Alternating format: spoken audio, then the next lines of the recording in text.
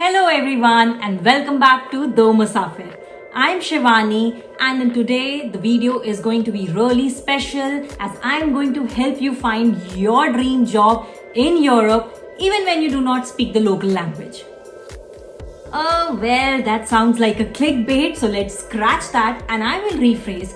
I will help you understand the process that I followed, which helped me find not one, not two, but 3 job offers in a country where it is tough to find a job if you do not speak either French or Dutch, irrespective of your qualification. So today, I'm going to discuss the top 3 things that really did not work for me and the top 5 things that I followed which helped me find a job in a foreign country. Let me start with a short background story. I have been working since 2013, almost 8 years. So when I had to leave my job to accompany my husband to Belgium, it was an unsettling experience for me. I enjoyed the initial few weeks of rest, thoroughly enjoyed the city, started this amazing YouTube channel for you guys, but I think I wanted more from my life and wanted to learn more about the Belgium markets. Let me also give you a short description about my profile. I have experience in risk management, which is industry agnostic, meaning I can work in any company in any sector. But my experience was primarily in financial services with Barclays Bank in India, so I wanted to get into jobs in the same sector. So around mid of December last year, I started applying for jobs, which brings me to my mistake number 1. I was randomly applying for all possible risk management jobs on LinkedIn, irrespective of the position or sector. If the job was in the risk management domain, it was a good enough reason for me to apply. You won't believe I did not get even a single positive response in any of those applications. This led to my mistake number 2, which is not asking for help from anyone and feeling dejected. By the end of the year 2021, after about 15 to 20 days of constantly applying for job, I was feeling super unhappy and restless, and honestly I was simply questioning my decision of coming to Belgium. It was disheartening because most of the job descriptions were aligned to my role back in India, but they had this language requirement of either Dutch or French, and honestly I had no contacts that I could leverage to help me find a job. I guess I had almost given up by then. After that, I did my third mistake, which was applying for any job that did not have a language barrier of either French or Dutch, even if it was not in my domain. I shifted my focus to getting any job rather than getting the job which I wanted. I even started receiving callbacks for these openings, but somewhere down the line, I was not happy with the positions I applied for, so I never responded to them. So in January, I took a break from everything. We went to Brugge to celebrate my birthday. And just in case if you haven't seen those travel blogs, I'll link them somewhere on the screen or in the description box below. So touch wood, I have an amazing and supportive partner who's my biggest cheerleader and supports me constantly. So during our Brugge trip, we discussed and decided on a strategy where we evaluated the mistakes I did and how I could overcome them, which I'm going to discuss with all of you. But before we continue, I would highly appreciate if you could hit the like button and even subscribe to our channel, as it is going to help the YouTube algorithm suggest my videos to others in need. Now let's get back to the strategy. Now these 5 strategies honestly work for me and is the whole reason why I am able to speak to you today to motivate you if you are looking for jobs. Now, these strategies might inspire you if you're deciding to leave your stable job in your home country and follow your spouse to countries like Belgium, Germany, France, or other European nations where English is not the primary language.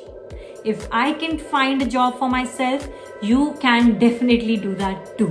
So point number 1 was understanding my core strength and focusing on it. My strength was my knowledge and my work experience in my domain, and I focused on it. I started applying for a very limited set of profiles that were aligned to the work experience that I had earlier and nothing else.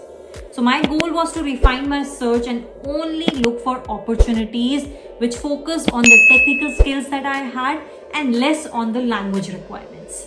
Now, this did leave me with only a limited number of openings, but it was immaterial as I only needed to convert one. So I started focusing on each job openings that I applied for on an individual basis. Now, this brings me to my strategy number 2.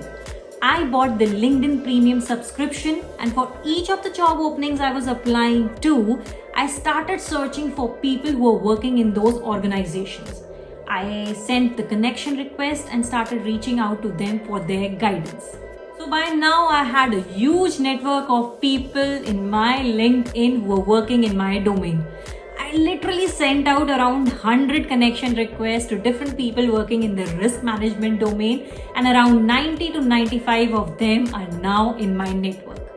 I communicated with them, understanding if they have any job openings in their respective teams or simply asking for guidance on the job openings that I applied for.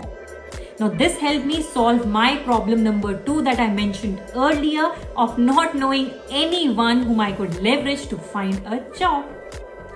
My strategy number 3 was having a 1-page resume and cover letter ready. I cannot stress on the importance of having a cover letter when applying for a job. And the most important thing is customizing both your resume and cover letter for each of the jobs that you're applying for. Having the right set of keywords from the job description as a part of your resume and cover letter is extremely helpful and increases your chances of conversion. The 4th point of my strategy is contacting the recruitment agencies. I can honestly make a separate video on this and the previous strategy. There are a lot of recruitment agencies that help you in getting the right job, and they do not even charge a single penny from you.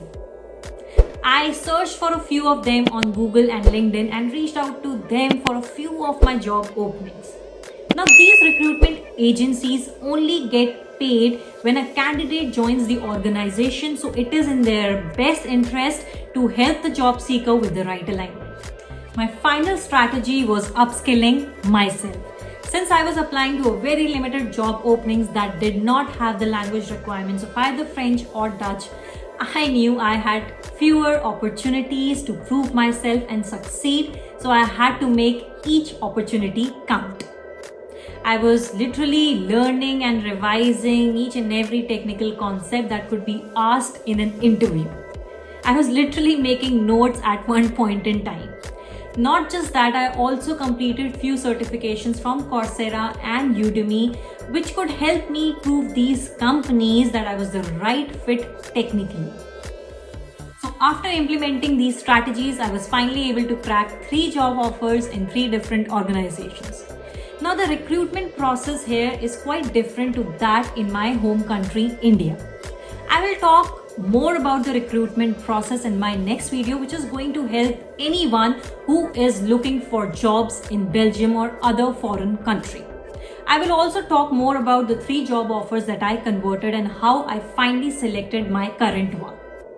Now, before ending this video, I would like to give 2 final tips. My first tip is to please update your LinkedIn. Kindly update it from time to time. It is super important and people will definitely visit your profile. The second tip is to keep yourself motivated. The whole process of finding a job for yourself, that too in a foreign country, is quite intimidating. I faced it too.